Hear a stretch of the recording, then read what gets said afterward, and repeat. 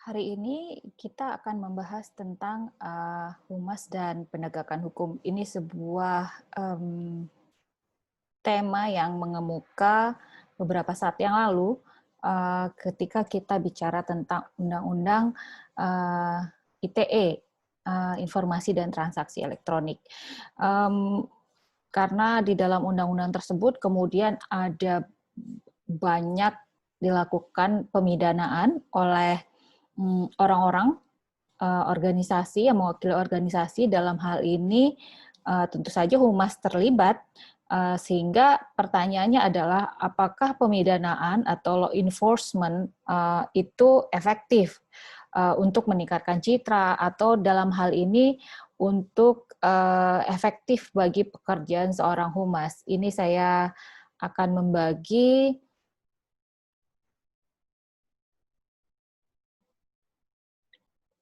sebuah presentasi, bisa dilihat. Ini presentasi singkat saja ya. Jadi ada beberapa hal yang kemarin sempat dipertanyakan. Pertama tentu saja ada statement tentang bahwa pasal 27 ayat 3 di dalam Undang-Undang ITE atau biasa yang disebut dengan pasal karet ini sebagai undang-undang yang berbahaya, terlebih lagi jika diterapkan oleh pihak-pihak yang tidak paham soal dunia maya. Selain itu, pasal tersebut juga bisa digunakan dengan mudah untuk menjerat orang-orang demi membungkam kritik. Dunia maya ini sebenarnya bukan dunia bebas tanpa hukum ya, tetapi dalam hal ini dunia maya ini atau internet atau media sosial, kekhasannya adalah siapa saja dapat memproduksi pesan. Artinya berbeda dengan media tradisional, misal televisi atau surat kabar, hanya perusahaan media saja yang bisa memproduksi pesan. Nah, sementara dunia maya ini kan semua orang bisa memproduksi pesan, semua orang bisa membuat status, semua orang bisa men-share apakah itu berita yang valid ataukah berita yang mengandung hoax atau kebohongan. Nah, di sini permasalahannya ketika orang memiliki gadget tetapi tidak mampu bisa sharing tetapi tidak menyaring ya. Jadi sharing harus disaring begitu. Nah, sebenarnya dunia maya memberikan kesempatan kepada siapa saja untuk memproduksi pesan. Artinya, dunia maya ini memberikan kesempatan yang lebih luas, artinya semua orang bisa menjadi produsen dan konsumen informasi, begitu. Dalam konteks demokrasi komunikasi, tentu saja dunia maya memberikan kebebasan memperluas apa yang disebut dengan ruang publik. Orang-orang bisa produksi pesan tidak didominasi atau tidak dikuasai oleh sekelompok orang, katakanlah industri media saja. Tetapi kemudian dunia maya juga memberikan sebuah tantangan kepada masyarakat, kepada pemerintah dalam hal ini untuk mengatur penggunaannya di dalam kehidupan nyata. Sehingga kemudian ada aturan berupa bentuk undang-undang informasi dan transaksi elektronik. Dalam hal ini kemudian pasal 27 itu berkaitan dengan hal-hal yang disebut dengan pasal karet. Jika tepatnya dia mengatakan bahwa, sebentar saya akan cek ya pasalnya. Kita lihat dulu pasal 27 Undang-Undang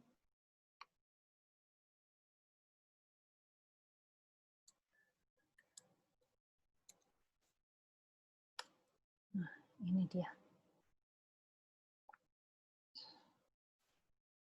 Tepatnya tentang muatan penghinaan atau pencemaran nama baik. Ini kan pasal 27 ayat 3 Undang-Undang ITE menyebut melarang setiap orang dengan sengaja dan tanpa hak mendistribusikan dan atau mentransmisikan dan atau membuat dapat diaksesnya informasi elektronik dan atau data elektronik yang memiliki muatan penghinaan dan atau pencemaran nama baik. Kan itu yang kemarin kita bahas bahwa penghinaan dan pencemaran nama baik itu kan sifatnya subjektif sekali gitu. Apa sih batasan orang penghinaan dan pencemaran nama baik? Ya, saya merasa terhina untuk hal-hal tertentu, orang lain tidak merasa terhina untuk hal lainnya, sehingga disebutkan itu sebagai pasal karet. Poin yang kedua adalah bahwa penggunaan pasal 27 ayat 3 ini dapat dipakai juga oleh humas untuk menjaga citra instansinya, meski dengan menggunakan segala cara untuk membalikkan keadaan yang ada. Kita mengingat beberapa kasus yang cukup besar seperti Ibu Prita Mulyasari dengan Rumah Sakit Omni Internasional, itu kemudian pesannya sebenarnya sangat privat ya, disampaikan oleh Ibu Prita melalui email, tapi kemudian itu dianggap sebagai pencemaran nama baik, memberikan informasi yang bukan haknya. Kita bicara di situ ada banyak sekali, bukan banyak sekali ya, ada beberapa undang-undang yang saling bertentangan, ada undang-undang kebebasan informasi publik di situ, bahwa setiap orang sebenarnya boleh mengakses informasi publik, termasuk informasi si pasien, begitu ya, oleh si pasien itu sendiri. Nah, pertanyaan yang paling penting juga di sini saya mempertanyakan yang bisa menjadi bahan diskusi. Pertanyaan utamanya adalah, apakah menurut Anda pemidanaan itu efektif untuk membentuk citra positif sebuah organisasi? Apakah pemidanaan itu cukup efektif untuk membentuk citra positif sebuah organisasi? Yang kedua, apa keuntungan dan kerugian penggunaan jalur hukum bagi seorang PR? Kemudian, apakah aktivitas PR, misalnya iklan layanan masyarakat, jika dianggap melanggar hukum, pantas untuk dipidanakan? Ini pertanyaan yang mengemuka yang sudah saya sampaikan juga di kelas yang lain. Sebagian besar mahasiswa mengatakan bahwa pemidanaan itu sebenarnya tidak efektif untuk membentuk citra positif bagi organisasi atau bagi seseorang yang diwakili oleh seorang humas, karena secara hukum juga jalur hukum ya, secara administrasi jika kita lihat dari timetable penggunaan jalur hukum itu cukup lama ya. Jadi sebuah keputusan, katakanlah dia menggugat melalui pengadilan negeri yang berada di kota atau kabupaten. Kemudian jika salah satunya dimenangkan, salah satunya kalah, pihak yang kalah kemudian bisa banding ke pengadilan tinggi, dari pengadilan tinggi bisa lagi banding ke Mahkamah Agung, dari Mahkamah Agung bisa lagi yang diputuskan bersalah melakukan PK kepada Presiden. Anda membayangkan itu prosesnya lama sekali ya. Salah satu kasusnya misalnya Ibu Baikuni ya, itu kasus yang kita pernah ceritakan juga di kuliah sebelumnya. Dia seorang korban pelecehan seksual oleh kepala sekolahnya, namun kemudian pada saat itu Ibu Baikuni yang oleh rekan-rekan sejawatnya dianggap tidak mengungkapkan hal yang benar, kemudian merekam ucapan yang mengandung pelecehan seksual dari si kepala sekolah, kemudian dia membagikan rekaman suara tersebut. Lalu kepala sekolah menuntutnya penghinaan ya, dasarnya adalah dia merasa malu karena keluarganya mendengarkan ucapannya. Saya juga tidak tahu itu. Dan itu diproses oleh polisi. Anda bayangkan itu diproses oleh polisi. Saya tidak tahu apa yang ada di kepala. Saya tidak tahu apa namanya ya. Apa ya? Ada tidak sih dasar filosofis atau paling tidak ini ya sebuah fondasi benar salah itu.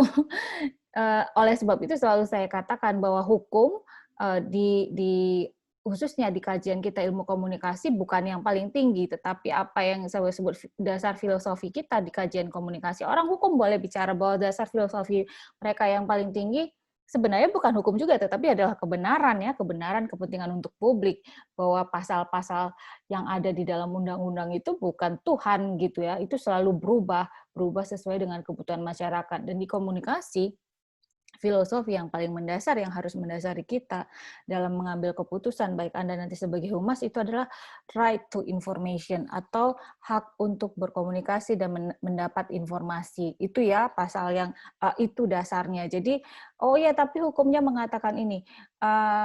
Ya itu boleh saja sepanjang Anda dasarnya masih mengarah kepada right to information. Itu saya ingin Anda paham. Jadi Anda bisa membayangkan ada orang yang korban pelecehan seksual, kemudian pelakunya menuntut dan diproses hukum oleh penegak hukum sampai akhirnya dia diputus bersalah di MA. Saya nggak tahu itu jadi mulai dari unsur-unsur penegak hukum ini mulai dari tingkat yang paling bawah pengadilan juga saya tidak terbayangkan betapa kacaunya kita tidak saya tidak mencoba untuk memberikan penilaian negatif, tapi saya kira logika yang umum saja itu rasanya nggak masuk akal begitu ya. Tapi untungnya Ibu Baikuni kemudian diampunkan melalui PK ya, diampunkan, diberikan pengampunan oleh Presiden. Tapi kan itu kemudian dalam proses itu misalnya Ibu Baikuni harus berkali-kali keluar masuk ke pengadilan, kemudian saya tidak tahu persis apakah beliau sempat ditahan. Kelihatannya pernah sempat ditahan. Saya pernah melihat satu fotonya beliau di balik jeruji besi. Jadi bagi Anda pun seorang PR, ini sebuah tantangan, waktu yang sangat lama, mungkin biaya yang juga sangat besar karena Anda harus meng-hire lawyer. Sementara itu tentu saja Anda belum tentu mendapatkan citra positif. Saya kira lembaga atau orang-orang yang menggunakan pasal-pasal karet tersebut, kemudian ya mungkin dia menang begitu ya, tapi kalau kita melakukan survei, kan kita pernah membahas bahwa seorang humas, sebuah organisasi humas ini harus aktivitas dia di dunia cyber harusnya diukur efektivitasnya, citra positif terbentuk atau tidak, termasuk tindakan-tindakan Anda di luar aktivitas humas, misalnya penuntutan hukum, pemidanaan, itu apakah membentuk citra positif atau tidak. Saya selalu mengatakan, Anda sebagai humas seharusnya yang Anda pikirkan adalah Anda berpikir untuk pencapaian tujuan, citra positif, bukan untuk misalnya pun Anda difitnah, produk Anda difitnah, begitu ya. Tentu saja itu pantas sekali untuk dilakukan pemidanaan karena itu bentuknya fitnah begitu ya. Tetapi itu pun belum tentu Anda harus melakukannya. Anda bisa membuat cara yang jalan keluar yang di luar hukum, yang tidak tidak memakan waktu yang sangat lama, tapi kemudian bisa menghasilkan efek yang lebih positif ketimbang Anda melakukan pemidanaan. Itu saya kira untuk pemidanaan yang dapat dilakukan oleh seorang humas atau yang mewakili sebuah organisasi atau individu tertentu. Kemudian bicara tentang aktivitas humas, misalnya dia melanggar hukum, pantaskah untuk dipidanakan? Tentu saja pantas, tetapi ini kita bicara